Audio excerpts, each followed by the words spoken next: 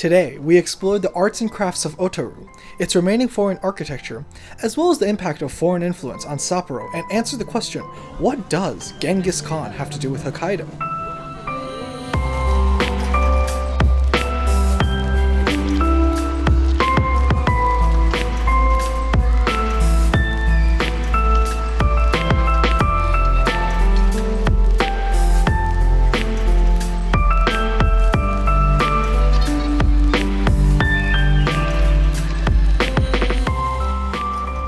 Good morning, everyone. We are here in Otaru today. Now, Otaru used to be a major port city when Japan opened up trade with the United States and Great Britain back in 1899. But today, all that remains really is kind of the evidence of these buildings in the form of this kind of English style, this Western style that's present and intermingling with obviously traditional Japanese architecture. Now, the first thing that we're going to head to today is some glassworks, which is a major local industry. Our first of many glass galleries. Just the amount of delicacy in some of these.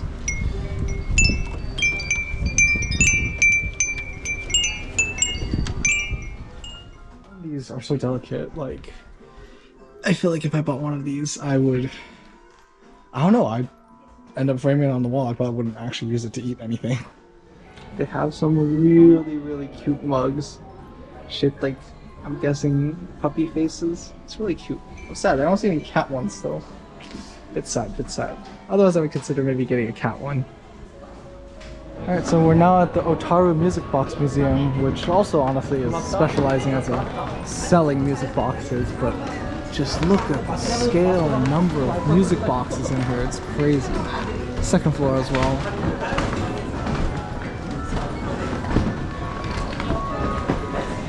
And some of these music boxes are super complicated as well.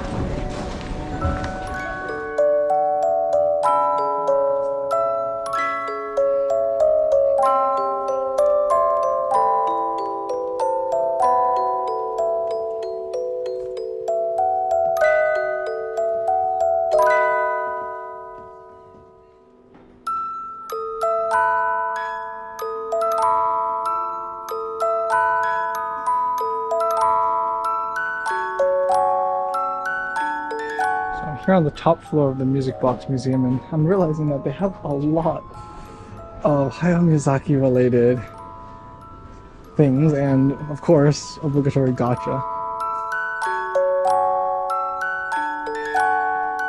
Alright, so our food just arrived. We're eating kaisendon. Yeah. Right, kaisendon, seafood donburi, and I got the hoseki don, which is everything, and we got the Jodan, which is almost like poke, eh? Yeah. I wanted some veggies. Fair enough. Yeah. Right. Now, if all the glass industries, music boxes weren't enough to convince you that Otaru had Western influence, this canal street certainly, hopefully, will. With some Victorian-style architecture and remaining old warehouses from the days of trade.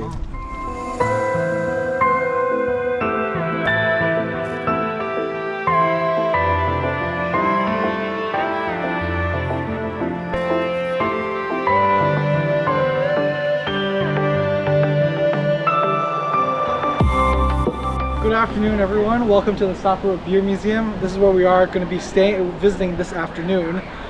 Actually, for me personally, I really like Japanese beer. It was in fact the first beer I had that made me think, oh well, maybe I do like alcohol after all. And so really excited to see what's in this museum. It's almost reminiscent of the Coke factory tour, but here they have the gigantic vat that they use for brewing and fermenting the vault inside. This is absolutely massive. Just, I guess I could put myself in for scale, but like that opening there, that's like probably the size of my face. It's ridiculous. So the story of beer in Japan starts with what is known as the Kaitakushi program, which was launched in the mid-1800s in an attempt to bring foreign industries and foreign technologies to Japan as part of Japan's kind of restoration and growth and expansion from its previous isolationism. As a result of that, one Japanese person, Nakagawa-san, was sent to Germany to learn basically beer brewing techniques. And when he came back, he realized that Hokkaido was one of the optimal places for beer brewing because German brewing techniques required low temperatures, which Hokkaido's in the north, so it has ice, perfect for that. And on top of that, Hokkaido was discovered to have hops. Obviously, it was a Japanese strain of hops, but that means that you can now have Japanese beer with a unique flavor and didn't require importing hops. As a result of that, the first factory was launched, and while it faced a couple of challenges here and there, it was eventually successful. And as the popularity of beer increased, thanks to kind of foreigners preferring beer compared to the Japanese sake, this raised the popularity of beer so that a lot of local industries sprung up. Eventually, these industries were consolidated before being broken back down again at the end of World War II. And as a result, today you do have the Sapporo Beer brand kind of being inherited by one of the subsidiaries. Alright, so obviously all of this touring has made me quite thirsty. And I got none other than the original Sapporo Kitakuchi beer from 1876. Apparently it's the same recipe. Cheers.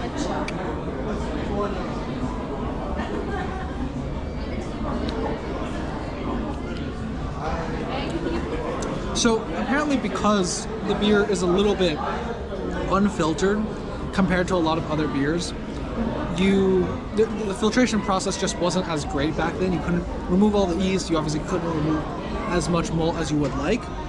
And so it does give it a thicker taste, and I definitely can taste the difference in these.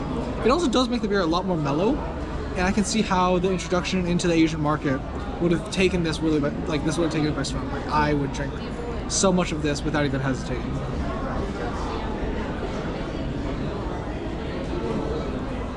This is good. Like normally a glass like this would take me a little bit while, but I could probably down this in less time than I initially expected. Alright, so here we are. We are getting some, what are we getting? Genghis Khan, because apparently the Japanese like Mongolians. I don't know what word. So apparently I was watching. Yeah, so what's the origin of it? The origin of the name is they just thought like people raised land in Mongolia. Oh yeah, so yeah, because apparently the rest of Japan was banned from raising lamb except Hokkaido. And so as a result, Genghis Khan has evolved this dish. Anyways, I have a Sapporo Classic right here and some ginger ale, but classic Japanese, kanpai!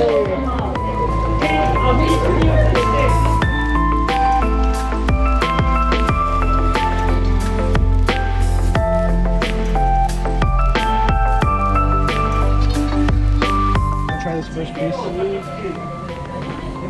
I am a big fan of lamb personally, and this is glistening and it looks really good, so we'll try it, take a bite from it. As we finish the rest of this meal, we went to Otaru today, I went to the beer garden afterwards. Our time in Sapporo is finally coming to an end. I'll see you all in the next one.